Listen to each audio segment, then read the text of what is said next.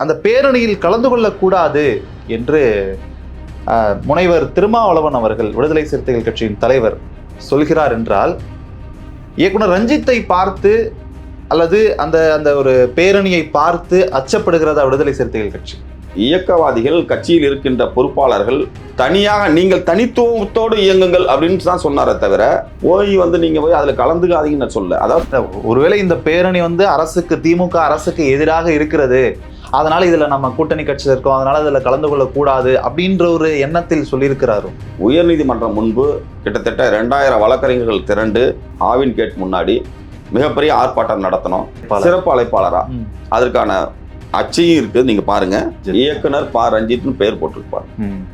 ரஞ்சித்னு பெயர் போட்டே அவர் வரல. ஏன் விடுதலை சிறுத்தை நடத்துற பேரை நீங்க ஆர்ப்பாட்டங்கிறதால வராம இருக்காரா? இல்ல, இயக்குனர் ப. ரஞ்சித் இன்னொரு விஷயத்தையும் குறிப்பிடுறாரு. திமுக அரசுக்கு எதிராக குரல் எழுப்பினாலோ பேசினாலோ உடனே நம்மள பிஜேபியின் பி டீம், RSS உடைய கைகூலி என்று சொல்கிறார்கள். அவர் RSS தான். ஏன்னா ஊடக வெளிச்சம் வந்தவங்கள தான் இதை பற்றி நீங்கள் சொல்கிறீங்க. அதுக்கு முன்னாடி என்ன பண்ணீங்க? தமிழ்நாட்டில் எங்கேயுமே தாழ்த்தப்பட்டவர்களுக்கான வன்கொடுமை நடக்கவே இல்லையா? சாதிய கொடுமைகள் நடக்கவே இல்லையா? சாதிய படுகொலை நடக்கவே இல்லையா? அப்போல்லாம் எங்கே போனார் ரஞ்சித்து? திருமணமே வேணான்னு சொல்லிட்டு வாழ்க்கையை அர்ப்பணிச்சுட்டு இந்த மக்களுக்காக வாழ்றாரு. அப்புறம் ரஞ்சித் நீ எல்லா சுகபோகமும் அனுபவிச்சிருவ. இவர் ரஞ்சித்லாம் எங்களுக்கான ஒரு பெரிய இதுவாகவே நாங்கள் தலைவர் அந்த அளவுக்குலாம் நீங்கள் ஒப்பிடவே கூடாது. திராவிட கட்சிகள் தான் பிரித்தாளும் சூழ்ச்சியை பயன்படுத்தி ஒன்று அதிமுக பக்கம் போகணும், இல்லைன்னா திமுக பக்கம் போகணும், இப்படியே மாறி மாறி தான் இருக்கிறே தவிர நீங்கள் சொன்ன மாதிரி இந்த தனித்துவமே இல்லையே அப்படின்றத அவருடைய குற்றச்சாட்டாக இருக்குது. ஒரு ஆண்டு 500 நாட்களுக்கு தாண்டியும் இன்னும் வேங்கை வயல் பிரச்சனைக்கு ஒரு முடிவே கிடைக்கலையே சார். இன்னும் குற்றவாளியை கண்டுபிடிக்கவே முடியலையே. நம்ம கூட்டணியில தான் இருக்கிறோம். செய்ய முடியும். ஒரு நபர் கமிஷன் போட்டிருக்காங்க. பல வேலைகள் நடந்துகிட்டு தான் இருக்குது. இத்தனை நாளா ஜவ்வாக இழுத்து கொண்டு இருக்கிறது அரசுக்கு. நீங்க ஏதாவது இன்னும் கொஞ்சம் மேற்கொண்டு அழுத்தம் கொடுத்துருக்கலாமே. இல்ல, ஒரு சாரார் என்ன சொல்றாங்கன்னா, ஒரு கடுமையான எதிர்ப்பை தெரிவிச்சுட்டு குறைந்தபட்சம் கூட்டணி விட்டு வெளியிலாவது வந்திருக்கணும் இல்லையா அப்படின்லாம் சொல்றாங்களே. எதுக்கு கூட்டணி விட்டு வெளியே வரணும்? அப்படியாவது ஒரு கூட்டணி விட்டு வெளியே வந்தோம்னா பிஜேபி தமிழ்நாட்டில் வளர்றதுக்கு நீங்க நாங்களே வழி விட்டணுங்கிறீங்களா?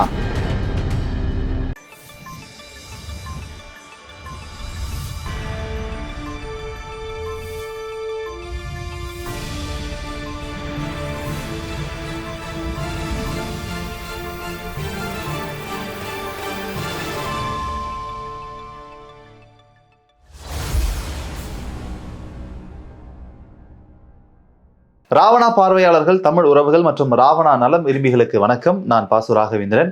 இந்த சிறப்பு நேர்காணலில் நம்மோடு இணைந்திருக்கிறார் திரு ஸ்ரீனிவாச ராவ், விடுதலை சிறுத்தைகள் கட்சியின் வழக்கறிஞர் அணியின் மாநில துணை செயலாளர். வணக்கம் அண்ணா. வணக்கம். எப்படி இருக்கீங்க?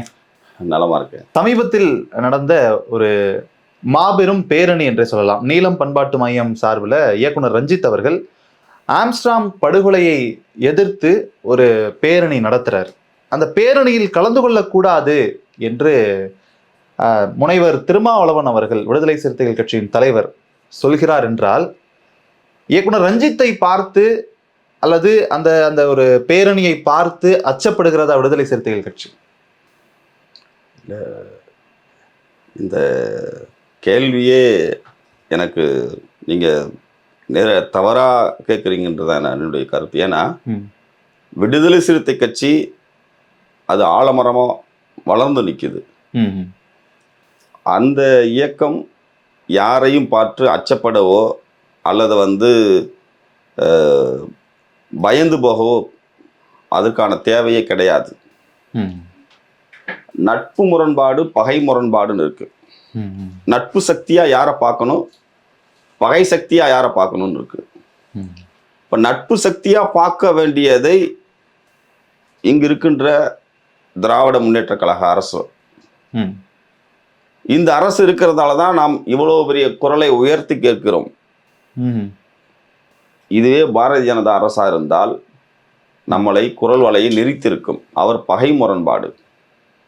ஆனால் அந்த மாதிரியான நட்பு சக்தியா இருப்பவர்களோடு கூட நாம் சரியான விசாரணை, கமிஷனர் மாற்றப்பட்டிருக்கிறார். விசாரணை என்பது நேர்மையாகவும் மிகவும் சரியாகவும் போய் கொண்டிருக்கிறது. இதில் நாம் எவ்வித குளறுபடியும் ஏற்படுத்தக்கூடாது என்பதற்காகவே எழுச்சி தமிழர் தலைவர் அவர்கள் இது மாதிரியான காணொளியை வெளியிட்டார். இது இயக்குனர் ரஞ்சித்தை பார்த்தோ அல்லது அவர் நடத்துகின்ற நீலம் பண்பாட்டு இயக்கத்தை பார்த்தோ இந்த காணொளி வெளியிடவில்லை. அதை முதல்ல இந்த வலையொலி நடத்துகின்ற தோழர்கள் காட்சி ஊடகம், அச்சு ஊடகம் முதலில் புரிந்து கொள்ள வேண்டும். முதலில் அந்த பேரணி ஒரு நினைவேந்தல் பேரணி. ஒரு தலித் செயல்பாட்டாளர், ஒரு தலித் தலைவர் படுகொலை செய்யப்பட்டதற்காக கண்டனம் தெரிவித்தும் அந்த நினைவேந்தல் பேரணி நடத்தப்பட இருக்கிறது. அப்படி இருந்த சமயத்துல தான் அதுக்கு முன்னாடி நாளே ஒரு காணொளியில அண்ணன் இவ்வாறு பேசும் பொழுது, அதை பார்க்கும் பொழுது பத்திரிகையாளர்கள் கூட என்ன சொல்கிறார்கள் என்றால், ஒரு பண்பட்ட தலைவர் இப்படி பேசலாமா, ஒரு கூட்டத்துல போய் கலந்துக்காதீங்க அப்படின்னு சொல்லலாமா என்று கேட்கிறார்கள். அதாவது கூட்டத்துல அவர் என்ன சொல்றாருன்னா, தலைவர் பகுஜன் சமாஜ் கட்சியினுடைய தலைவர் ஆம்ஸ்ட்ராங் அண்ணன் அவர்கள் படுகொலை செய்யப்பட்டதில் அந்த குற்றவாளிகளுக்கு சரியான தண்டனை வாங்கி கொடுக்க வேண்டும், கண்டிக்க வேண்டும் என்பதில் எவ்வித மாறுபட்ட கருத்தும் இல்லை. அதை நாங்கள் ஒருபோதும் எதிர்க்கவில்லை, ஆதரிக்கிறோம்.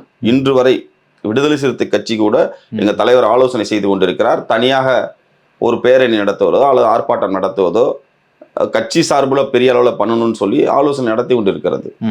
ஆனால் இயக்கவாதிகள், கட்சியில் இருக்கின்ற பொறுப்பாளர்கள் தனியாக நீங்கள் தனித்துவத்தோடு இயங்குங்கள் அப்படின்னு தான் சொன்னாரே தவிர, போய் நீங்க போய் அதுல கலந்துக்காதீங்கன்னு சொல்ல. அதாவது தனித்துவமா இயங்குங்க, விடுதலை சிறுத்தை நடத்தணும், அதுல மத்தவங்க கலந்துக்கணும் அப்படிங்கிற அந்த தனித்துவத்தோட நடத்துங்கன்னு தான் சொல்லியிருக்காரு.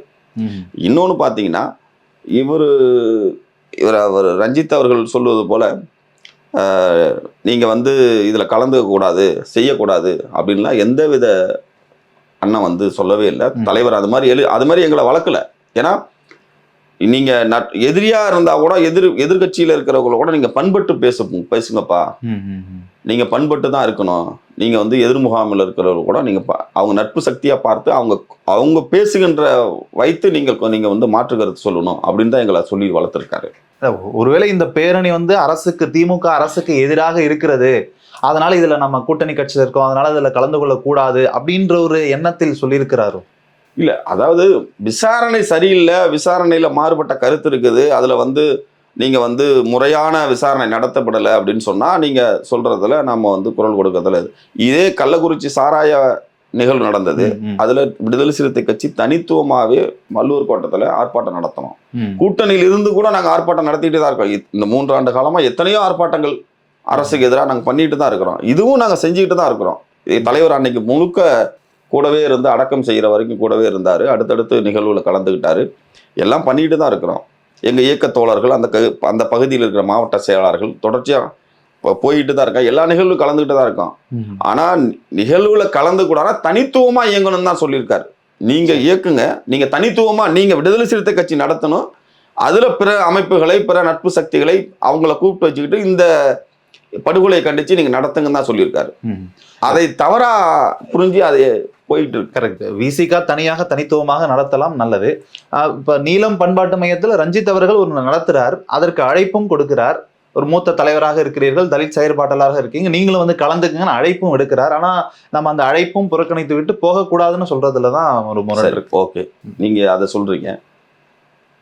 விடுதலை சிறுத்தை கட்சி சமத்துவ வழக்கறிஞர் சங்கம் படுகொலை நடந்த 4 நாளுக்கு பிறகு உயர்நீதிமன்றம் முன்பு கிட்டத்தட்ட 2000 வழக்கறிஞர்கள் திரண்டு ஆவின் கேட் முன்னாடி மிகப்பெரிய ஆர்ப்பாட்டம் நடத்தணும். அந்த ஆர்ப்பாட்டத்திற்கு சிறப்பு அழைப்பாளர்கள் கண்டன உரை நிகழ்த்துவதற்கு ஆதவ் அர்ஜுன், எங்க கட்சியினுடைய துணை பொதுச் செயலாளர், அதாவது ஜனநாயக சங்கத்தினுடைய தலைவராக இருக்கிற நம்ம குமாரசாமி ஐயா, அடுத்து ரஞ்சித், இவரை டைரக்டரை கூப்பிட்டுருந்தோம், இயக்குனரை கூப்பிட்டுருந்தோம், சிறப்பு அழைப்பாளரா.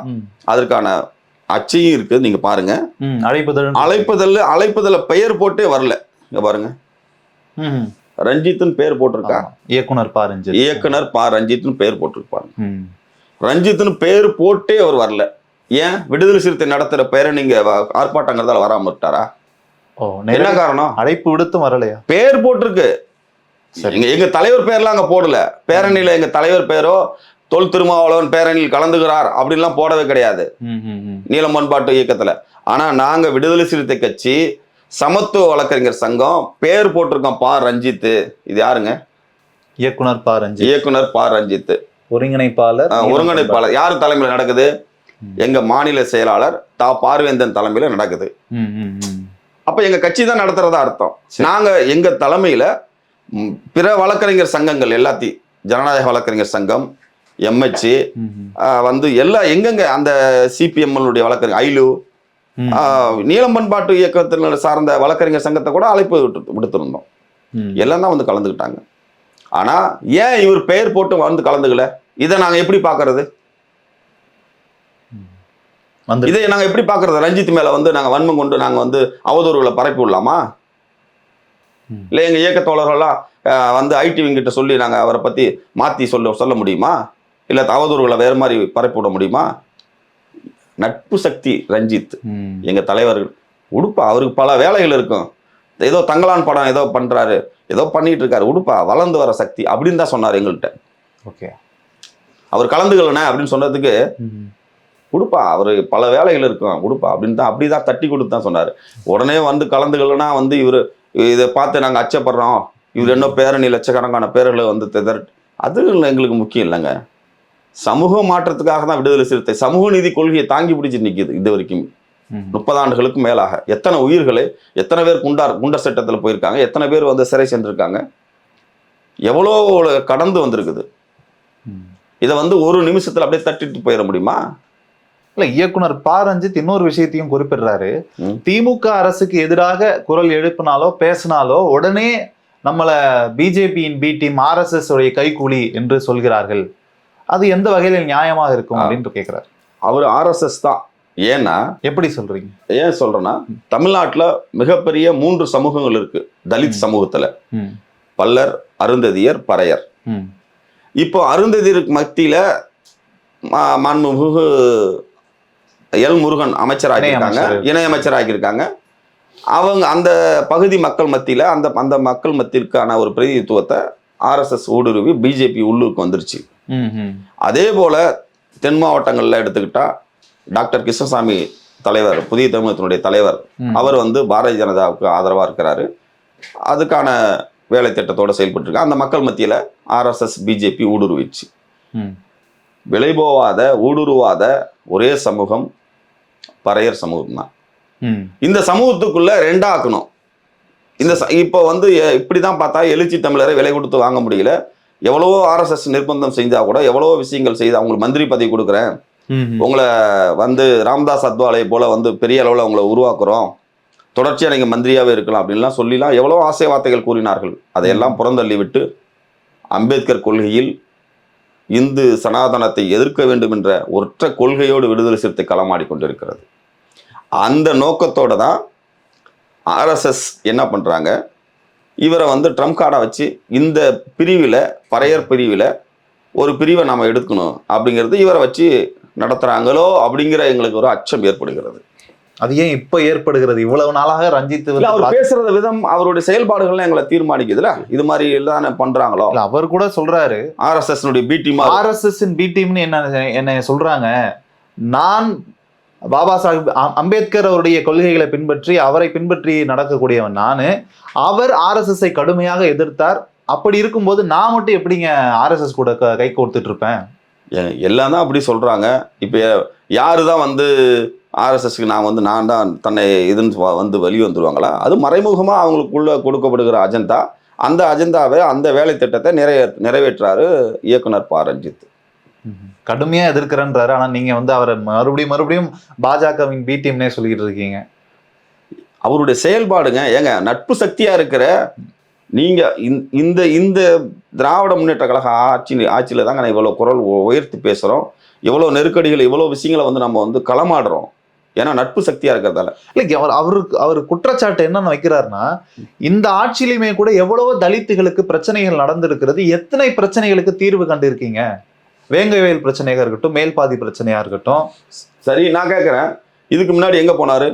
இந்த இயக்குனர் அப்படிங்கிற அந்த ஊடக வெளிச்சம் வந்தவங்கள தான் இதை பத்தி நீங்க சொல்றீங்க. அதுக்கு முன்னாடி என்ன பண்ணீங்க?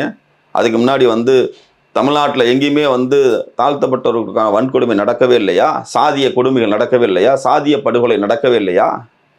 அப்பெல்லாம் எங்க போனார் ரஞ்சித்? எங்க போயிருந்தாரு? இப்போ நீங்க சொன்ன மாதிரி ஒரு ஊடகம் வெளிச்சம் வந்ததுக்கு பிறகு நம்ம சொன்னா நம்ம வாய்ஸ் எடுபடும் அப்படின்னு சரி, எதிர்பார்த்து எடுபடுதுன்னா நீங்க ரைட்டு.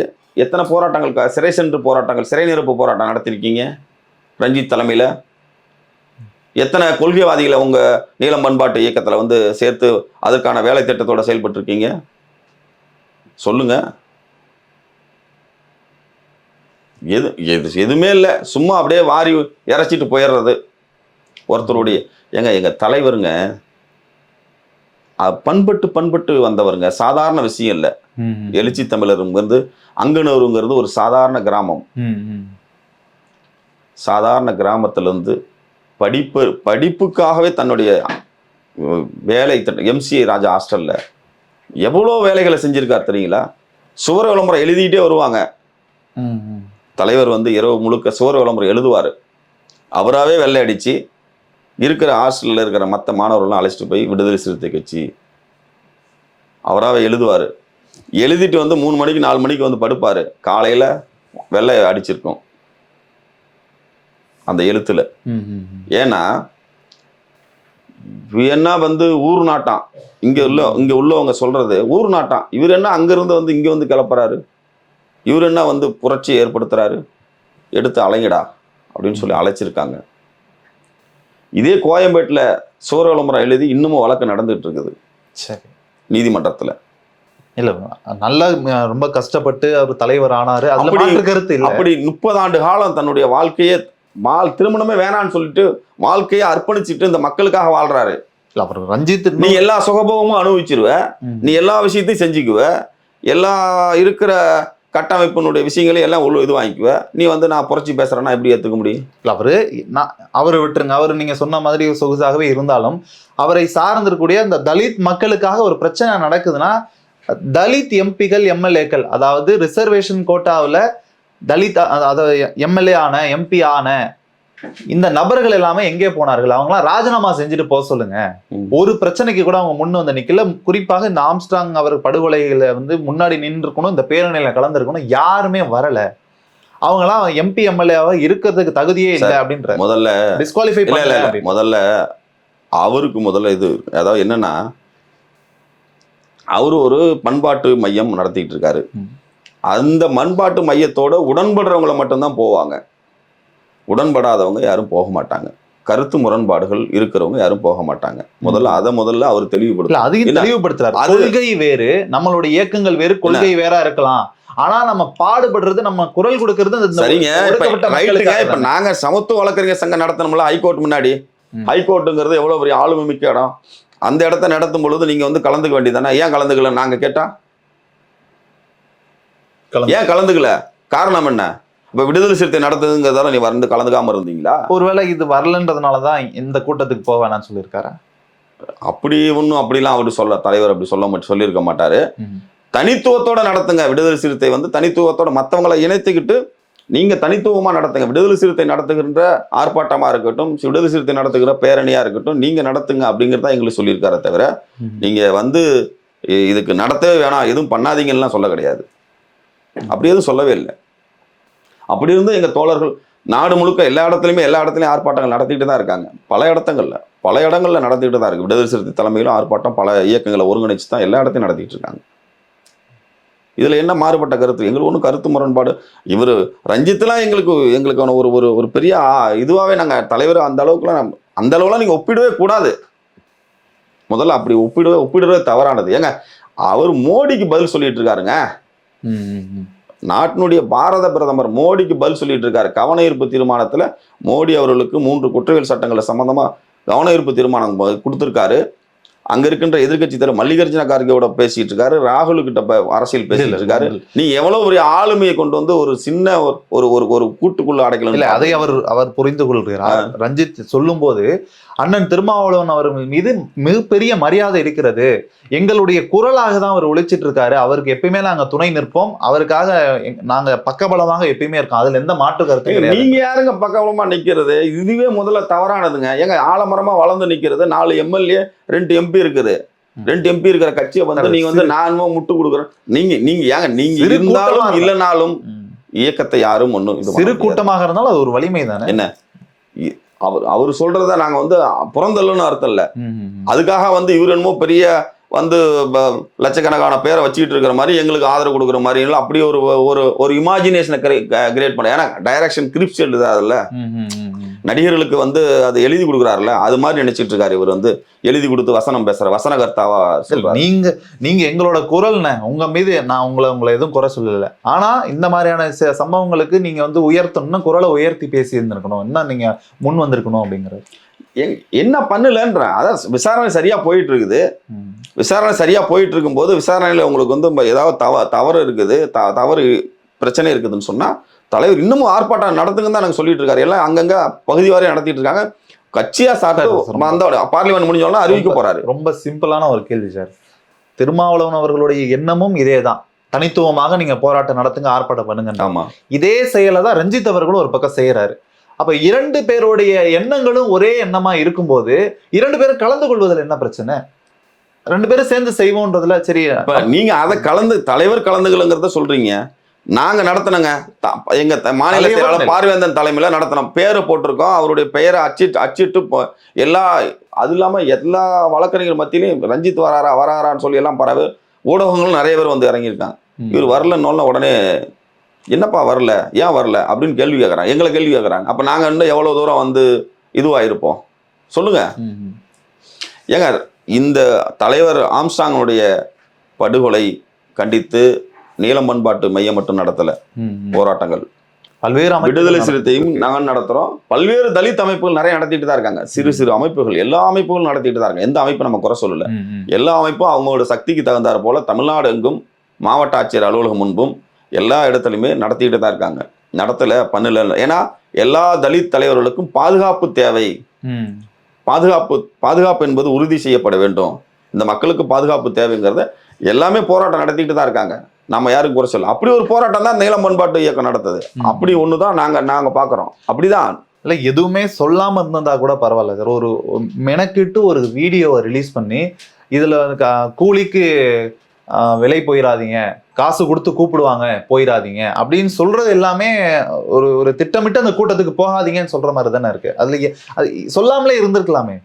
இல்ல, அதாவது விட்டுருக்கலாம். இல்ல, அதாவது இல்ல அது எப்படி சொல்றாருன்னா தலைவர், நீங்க கூட்டத்துக்கு வந்து போகாதீங்க, அதாவது நீங்க தனித்துவத்தோட இயங்குங்க, கூட்டத்தில் உங்களை வந்து இந்த RSS பின்புலத்தில் உள்ளவர்கள் சார் எப்பயுமே பாரதிய ஜனதா வந்து ஒரு முகமுடி போட்டுக்கிட்டு தான் சார் வரும். அந்த முகமுடியா ஏன் ரஞ்சித் இருக்க மாட்டாரோ நாங்க நினைக்க கூடாது.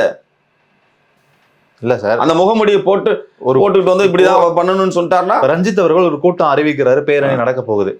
அண்ணன் திருமாவளவன் அவர்கள் எதுவுமே சொல்லாமல் இருந்திருந்தாங்களா அதுல எவ்வளவு கூட்டம் வந்திருக்கும்? நம்ம விடுதலை சிறுத்தைகள் கட்சியை சார்ந்த தோழர்கள் எல்லாமே அதுல போயிருந்திருப்பாங்களா? இவர் சொல்றாரு அப்படின்னா அப்ப இங்க இருந்து போக போறாங்கன்றதை தெரிஞ்சுக்கிட்டு தான் போகாதீங்க, அந்த கூட்டம் வந்து வேற ஒரு பின்னணியில இருந்து கூட்டப்படுகிறது, அந்த கூட்டத்துக்கு போகக்கூடாதுன்னு சொல்றாரா? அப்படிதானே நம்ம இதை பார்க்க முடியல. பின்னணிங்கிறது வந்து அதான் RSS பின்னணியில இருந்து இருக்கிற ஒரு இயக்கமா தான் நாங்க அந்த மாதிரி தான் நாங்க வந்து அதை பார்க்க வேண்டிய சூழலுக்கு தள்ளப்படுறாரு ரஞ்சித் அவருடைய பேச்சு எல்லாம். ஏன்னா அவர் செயல்பாடுகள் எல்லாமே வந்து இந்த பிஜேபியினுடைய பீட்டிமா இருக்கிற. ஏன்னா ஏன் இந்த நல்லா ஆட்சி செஞ்சுட்டு இருக்கிறார், ஏன் நீங்க வந்து ஆர்ப்பாட்டம் நடத்துங்க, போராட்டம், ஜனநாயக கடமை, அதுல நாங்க தலையிடல. ஜனநாயக உரிமை, ஜனநாயக நாட்டில் நீங்க போராட்டம் நடத்தணும், பண்ணணும், அதுல நாங்க ஒன்றும் இருப்பில்ல. ஏன் நேரடியாக கோரிக்கை மனு கொடுங்க, தலைவரை வாங்கன்னு சொல்லி அழைச்சிட்டு போங்க, சிஎம்ஐ பாருங்க, கோரிக்கை மனு கொடுங்க, இல்லை சரியா போகுது, இல்லை இப்படி மாற்ற அதிகாரியை மாத்துங்கன்னு சொல்லுங்க, இல்லை வந்து இப்படிதான் நடந்திருக்கும் இப்படி பண்ணுங்கன்னு சொல்லுங்க, அது வேற விஷயம். நீங்க கோரிக்கை மனு கொடுத்து அவங்க செய்யாம விட்டுட்டாங்கன்னா அடுத்த கட்டத்துக்கு நீங்க களத்துல இறங்கி போராடலாம். நீங்க அதை விட்டுட்டு இந்த அரசுக்கு ஒரு நெருக்கடி ஏற்படுத்தணும், இந்த அரசை ஒரு நெருக்கடி ஏற்படுத்தணுங்கிறத வந்து நீ பாரதிய ஜனதா அரசு எவ்வளோ விஷயங்களை வந்து இந்த மக்களுக்கு எதிராக செஞ்சுக்கிட்டு இருக்காங்க.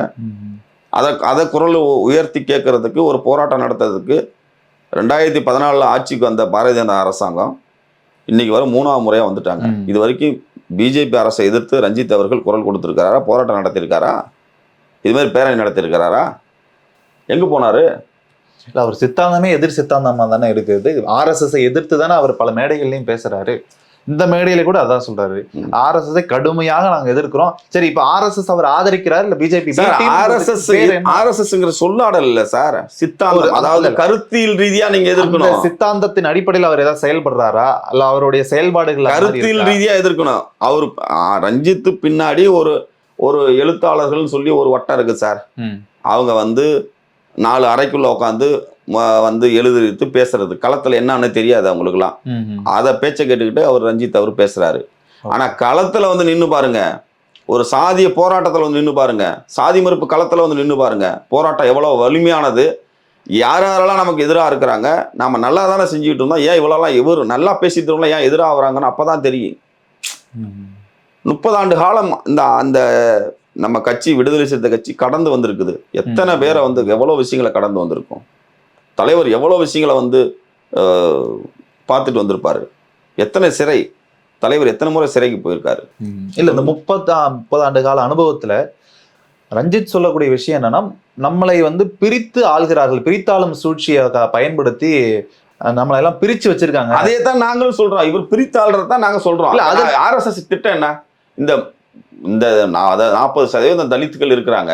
இந்த தலித்துகள் இருக்கிற 3 முப்பெரும் சாதிகளா இருக்குது. அந்த சாதியில இருக்கிற 2 பிரிவுகளை நம்ம கண்ட்ரோல கொண்டு வந்துட்டோம். இன்னும் ஒரு பிரிவை நம்மளால கொண்டு வர முடியல. சொல்றது அப்போ திராவிட கட்சிகளை தான் சொல்றாரு.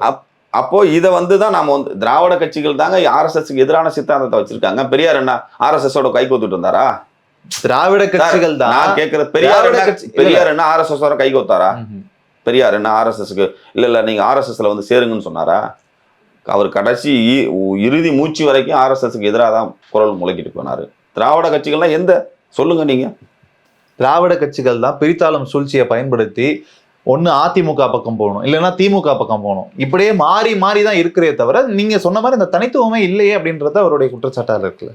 இல்ல ஒவ்வொருத்தரும் நினைக்கிற மாதிரி எல்லாம் நம்ம செயல்பட முடியாதுங்க. அப்படிலாம் நம்ம இயக்கம் நடத்த முடியாது. வெகுஜன மக்கள், அடித்தட்டு மக்கள் என்ன நினைக்கிறாங்க, அடித்தட்டு மக்கள் என்னவா நினைக்கிறாங்க, அடித்தட்டு மக்களுக்கான என்ன தேவை இருக்கு, அப்படிதான் எங்க தலைவர் பாக்குறாரு. இந்த மாதிரி பியூரோக்ராட்ஸ் இருக்கிற அந்த என்ன நவீனத்துவம் வாய்ந்த இயக்குனர்கள் இருக்காங்கல்ல, அவங்க நினைக்கிறதுலாம் நாங்க செயல்பட முடியாது. ஏன்னா அவங்கெல்லாம் இந்த சேரியை கடந்து வெளியே வந்துட்டாங்க. ஏன் அவர் சேரியில குடியிருக்க வேண்டியதானே? அவர் ஊர்ல ஏன் சென்னையில குடியிருக்கிறாரு? ஏன் சார் குடியிருக்கிறாரு? அதெல்லாம் தாண்டி வரணும், அதுல இருந்து வெளியில வரணும். ஏன் குடியிருக்கிறாரு? அப்ப அந்த சேரி மக்கள், அந்த மக்கள் என்ன அனுபவம், அந்த மக்கள்கிட்ட இருந்து என்ன ஓட்டங்கள் வருது, அதை வச்சுதான் எங்க தலைவர் முடிவு பண்ணி போராட்டத்தை அறிவிக்கிறாரு. அதை வச்சுதான் எங்க தலைவர் போராட்டத்துக்கான யுக்திகளை வகுக்கிறாரு. அப்படி ஒரு எல்லா கூட்டணியில் இருக்கிறோம். எத்தனை போராட்டங்கள் நடத்தியிருக்கோம், எத்தனை பேரணிகள் நடத்தியிருக்கோம். இந்த இப்ப சமீபத்துல 100 பேர், இந்த 50 பேர் கிட்டத்தட்ட இறந்திருக்காங்க கள்ளக்குறிச்சி மரணத்துல. இறந்தது கூட எங்களுக்கு எங்க தலைவருக்கு எவ்வளவு நிர்பந்தம், போராட்டம் பண்ணக்கூடாது, கட்சி கூட்டணியில இருந்து கூட நீங்க போராட்டம் பண்றீங்க, வள்ளூர் கோட்டத்துல நாங்க போராடுவோம் அப்படின்னு போராடினாரு. ஒரு ஆண்டு 500 நாட்களுக்கு தாண்டியும் இன்னும் வேங்கை வயல் பிரச்சனைக்கு ஒரு முடிவே கிடைக்கலையே சார். இன்னும் குற்றவாளியை கண்டுபிடிக்கவே முடியலையே. நம்ம கூட்டணியில தான் இருக்கிறோம் சார். அதாவது முதல்ல வேங்கை வயலுக்காக புதுக்கோட்டை மாவட்ட ஆட்சியர் அலுவலகம் முன்பு கிட்டத்தட்ட ஒரு 50,000 பேரை திரட்டி போராட்டம் நடத்தினது நாங்க தான், விடுதலை சிறுத்தை கட்சி தான். அது மட்டும் இல்ல, மாவட்ட தலைநகரங்கள்ல எங்க மாவட்ட செயலாளர்கள் அவர்கள் தலைமையிலையும் போராட்டம் நடத்தணும். பிற கட்சிகள் நடத்துகிற போராட்டத்தில் நாங்கள் கலந்துகிட்டு இருக்கோம். வேற என்ன பண்ண முடியும்? இப்ப நாங்க குற்றவாளிகள் நாங்களே போயிட்டு கண்டுபிடிச்சிட முடியுமா?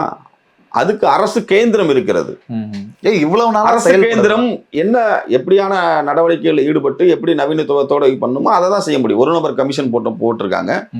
பல வேலைகள் நடந்துகிட்டு தான் இருக்குது. இத்தனை நாளா ஜவ்வாக இழுத்து கொண்டு இருக்கிறது அரசுக்கு. நீங்க ஏதாவது இன்னும் கொஞ்சம் மேற்கொண்டு அழுத்தம் கொடுத்திருக்கலாமே கூட்டணியில. எங்க தலைவர் பார்க்கும் போதெல்லாம் சொல்லிட்டு தான் இருக்கிறாரு, பேசுறாரு, சம்பந்தப்பட்ட அதிகாரிகிட்ட சொல்லிட்டு தான் இருக்காரு. அதை வேற என்ன பண்ண முடியும் சொல்லுங்க? ஜனநாயக நாட்டுல இதை தான் வலியுறுத்த முடியும். இதை தாண்டி என்ன பேச முடியும் சொல்லுங்க? அப்ப என்ன பண்ணணும்?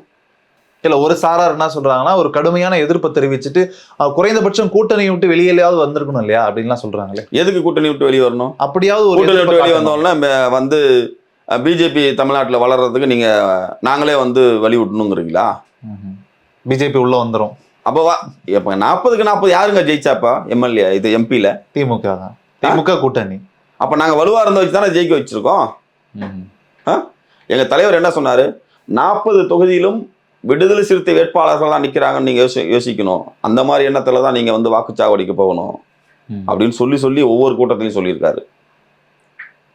அப்போ நாங்கள் வந்து அதாவது எதிரி எந்த இடத்துல நின்று நம்மளை வந்து காயின் பண்ணுறாங்கிறது தான் முதல்ல முக்கியம்.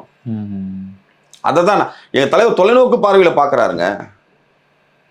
தொலைநோக்கு பார்வையில் பார்த்து தான் இதை வந்து இது பண்ணுறாரு. நீங்கள் வந்து எடுத்து உடனே வந்து திமுக விட்டு வெளியேறி விட்டால் நாளைக்கே வந்து நாடுலாம் வந்து பாலாராக ஓடுமா? எல்லாமே தலித் மக்கள் மத்தியில் எல்லாத்தையும் வந்து மாற்றம் வந்துடுமா? சொல்லுங்கள். குறைஞ்சபட்சம் இந்த ஆணையம் அமைப்பது, எஸ்சி ஆணையம் இது வரைக்கும் தமிழ்நாட்டில் அமைக்கவே இல்லை. அமைச்சிருக்காங்க. நீதியரசர் சிவகுமார் அவர் தலைமையில் அமைச்சிருக்காங்க. புனித பாண்டியன், குமாரதேவன்லாம் போன்றவர்கள்லாம் வந்து உறுப்பினராக போட்டிருக்காங்க. குறைஞ்சபட்சம் இந்த வன்கொடுமை வழக்கில் வந்து விரைவாக நீதி கிடைக்கிறதுக்கு எல்லா நீதிமன்றத்திலையும் தனி மாவட்ட கோர்ட்டுகளை அமைக்கிறதுக்கு அந்த வேலைகளை செஞ்சுருக்கோம். இப்படி ஒவ்வொரு விஷயமா வந்து அயோத்தாசர் மணிமண்டபம் கட்டியிருக்கோம். ரெட்டமலை சீனிவாசனுக்கு மணிமண்டபம் கட்டி ஒவ்வொன்றா குறைஞ்சபட்சம் தான் பண்ண முடியும். ஒரே நாளில் எல்லாத்தையும் பண்ண முடியாதுல்ல. 2000 வருஷமா பண்பட்ட அந்த சமூகம் எப்படி ஒரே நாளில் வந்து திமுக ஆட்சி ஒரே நாளில் மாற்றிட முடியுமா? அவ்வளோ வல்லமை படைத்த வந்து இதுவாது சாதிய நோக்கம் என்பது ஒவ்வொரு மனிதனத்திலும் மனரீதியான புரிந்து கொள்ள முடிகிறது. வேங்கைவேல் பிரச்சனையே இவ்வளவு நாள் இழுக்குதுன்னா இதெல்லாம் சரி பண்றதுக்கு சரி நேரம் எடுக்கும் தான். ஆமா ஏங்க, இப்ப சாதிய வன்கொடுமையை வந்து இப்ப ஆரம்பிக்கல. திருவள்ளுவர் காலத்துல இருந்து பிறப்புக்கும் எல்லா உயிருக்கும் சிறப்போயா செய்தொழில் வேற்றுமையா. தொழில் வள்ளுவர் காலத்திலிருந்து சாதியை பிரித்தது அதுக்கப்புறம் தான் சார். வள்ளுவர் வள்ளுவர் அந்த திருக்குறளை சொல்லியிருக்காருல்ல, அந்த காலத்துல இருந்தே இந்த போராட்டம் நடந்துட்டு இருக்குது. வள்ளுவர் காலத்துல தொழில் தான் இருந்திருக்கு. தொழிலை வைத்து சாதியை பிரித்தது இடைப்பட்ட காலத்துல. இப்பதான் அந்த காலத்துல இருந்து இந்த சாதிய கொடுமைகள் நடந்துட்டு இருக்குது. அது அப்பில இருந்து நடந்துட்டு இருக்குது. இப்பதான் எங்க தலைவர் கொஞ்சம் கொஞ்சமா தான் நகர்த்த முடியும். நீங்க எடுத்த உடனே நீங்க கூட்டணி விட்டு வெளியே வந்துட்டா வந்து தீர்வாயிருமா அப்படிங்கறதுல அதுல குறைந்தபட்ச அழுத்தம் கொடுக்கணும்ல. அழுத்தம் கொடுத்துட்டு தாங்க இருக்காரு. ஏங்க போய் சந்திக்காம இருந்தாரா? உடனே போய் சிஎம் சந்திச்சு பேசினார்ல. இந்த ஒரு தலைவர் படுகொலை நடந்த உடனே போய் சந்திச்சு பேசினார்ல. இப்போ வேங்கைவேல் பிரச்சனையா ஒரு இத்தனை நாள் 2 ஆண்டுகள் தாண்டி போயிட்டு இருக்கு. இப்போ ஆம்ஸ்ட்ராங் படுகொலை பிரச்சனை எத்தனை நாளை தாண்டி போகுமோ அப்படிங்கிறது தெரியலையே. சரி, நீங்க சொல்ற மாதிரி தனித்துவமா நான் பண்ணா என்ன பண்ண முடியும் சொல்லுங்க? என்ன சார் பண்ண முடியும்? இல்ல, நம்ம போராட்டங்களுக்கு பின்னாடியே ஒளிந்து கொண்டு இருந்தால் அது சரியாகுமா? எங்க போராட்டம் தான் நடத்திட்டு தான் சார் இருக்கோம். போராட்டம் நடத்தாத நாட்களே கிடையாது. எத்தனையோ போராட்டங்கள் தலைவர் இப்போ கூட மகளிர் இந்த அந்த கள்ளக்குறிச்சியில மது ஒழிப்பு மாநாடு வச்சிருக்காரு. எந்த இயக்கம் வச்சிருக்கோம்? கூட்டணியில் இருந்துகிட்டு மது ஒழிப்பு மாநாடு, மகளிர் மது ஒழிப்பு மாநாடு கள்ளக்குறிச்சியில் நடத்துறோம். அதாவது இந்தியா முழுக்க நம்ம வந்து மது விலக்கு இருக்கக்கூடாது, அதாவது பூரண மது விலக்கு வேண்டி போராட்டம் நடத்துறோம். இதை விட என்ன பண்ண முடியும் சொல்லுங்க? போராடதாங்க முடியும். நாட்டுல வந்து மது சம்பந்தப்பட்டது அந்தந்த மாநிலத்தை பொறுத்தது. நம்ம ஒட்டுமொத்த இந்தியாவுக்கு இப்படி சட்டம் ஏற்ற முடியாதுன்றது பாராளுமன்றத்திலே பேசியாச்சு. தமிழ்நாட்டுல என்ன பண்ண முடியும் அப்படிங்கறத நம்ம முதல்ல பார்க்கணும். டாஸ்மாக் தமிழ்நாடு கண்ட்ரோல்ல இருக்கு, அது நினைச்சா மூடலாம். இல்ல அதாவது நீங்க சொல்றதுக்கு நான் சொல்றேன். சரி, ஓகே. கூட்டணியில் இருந்தது கூட, கூட்டணியில் இருந்தும் கூட நாங்க வந்து இந்த போராட்டங்கள்லாம் இந்த ஆட்சிக்கு அறைகோல் விடுக்கும் மண்ணும் நாங்கள் ஜனநாயக வழியில் போராடிக்கிட்டு தான் இருக்கிறோம். ஜனநாயகத்தை நம்பி முழுமையாக இந்த சட்டத்தின்படி இந்த சட்டத்தின் அம்பேத்கர் எழுதின சட்டத்தின்படி நம்ம ஆட்சியை நம்ம கொண்டு வந்து போகணும்.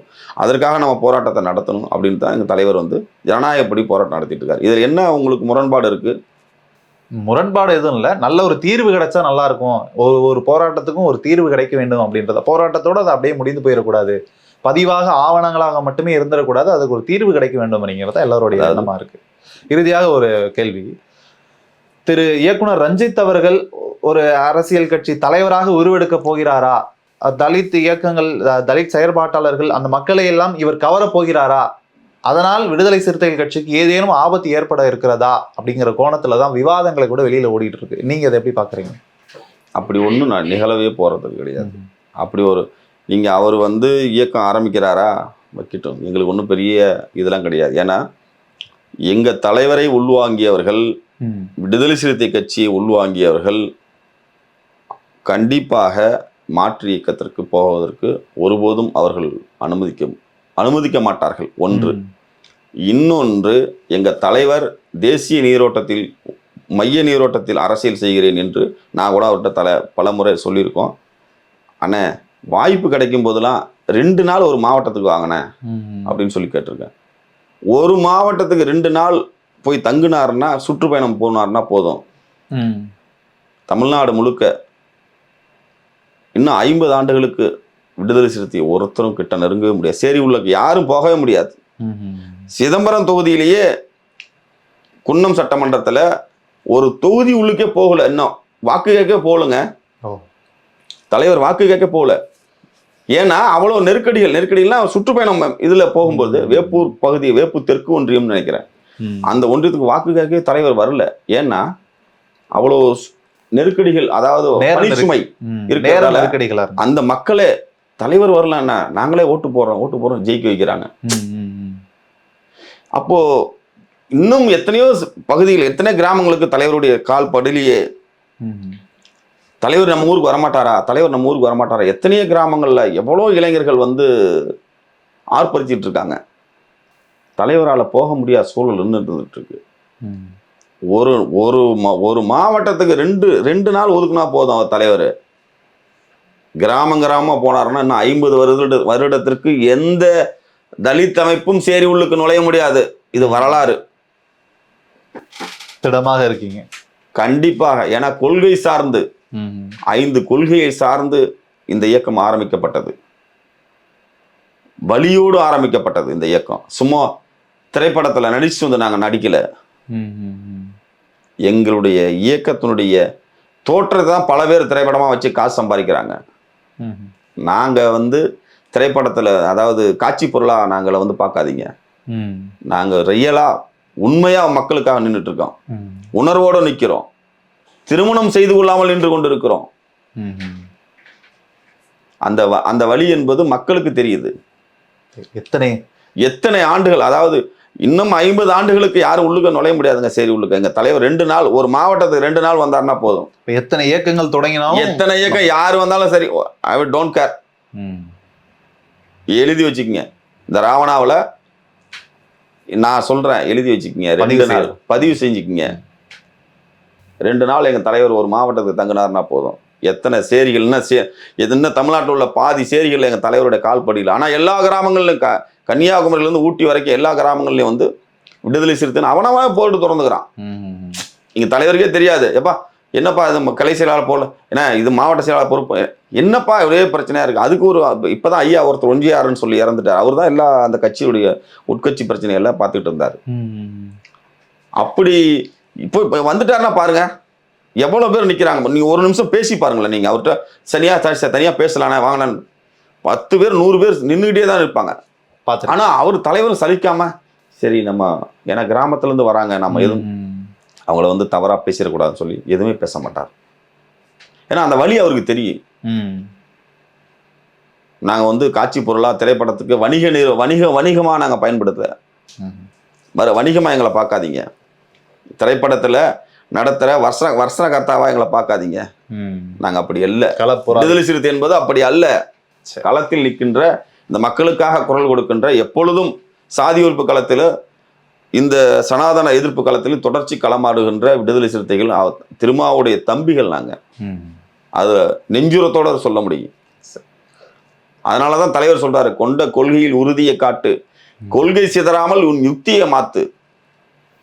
எங்களுக்கு வந்து தேர்தல் பாதையோ வந்த மற்ற இதுவோ எங்களுக்கு வந்து ஒரு தற்காலிகம்தான். தலைவர் நாளைக்கே வந்து வேணாம்பா நீங்க அடுத்த கட்டத்துக்கு போகணும்னா நாங்கள் எல்லாம் தயாராகிறதுக்கு நாங்கள் தயாராக இருக்கிறோம். அந்த மாதிரியான இயக்கங்களை எங்களை பண்பட்டு வளர்த்துருக்கிறாரு. அதனால யார் ஆரம்பித்தாலும் எங்களுக்கு ஒன்றும் அது ஒரு பெரிய விஷயமே கிடையாது. உங்களுடைய முயற்சியும் எண்ணங்களும் ஈடேற ராவணா சார்பில் வாழ்த்துக்கள். நன்றி. கருத்துக்களை பகிர்ந்தமைக்கு மிக்க நன்றி.